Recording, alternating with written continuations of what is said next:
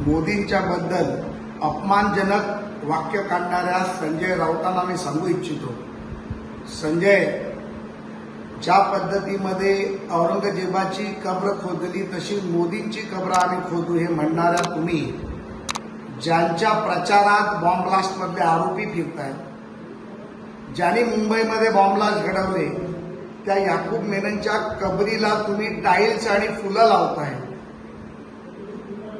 त्यांना अशा पद्धतीतली भाषा करण्याचा नैतिक अधिकार नाही। माझं म्हणणं तुम्हाला हे आहे की औरंगजेबाची कब्र ज्यांनी खोदली ते छत्रपती शिवाजी महाराजांचे हिंदू आणि मराठा होते, त्यामुळे तुमची कब्र कधी खोदली जाईल हे 4 जूनला संध्याकाळी 4 वाजता अबकी बार 412 बरोबर तुम्हाला कळेल।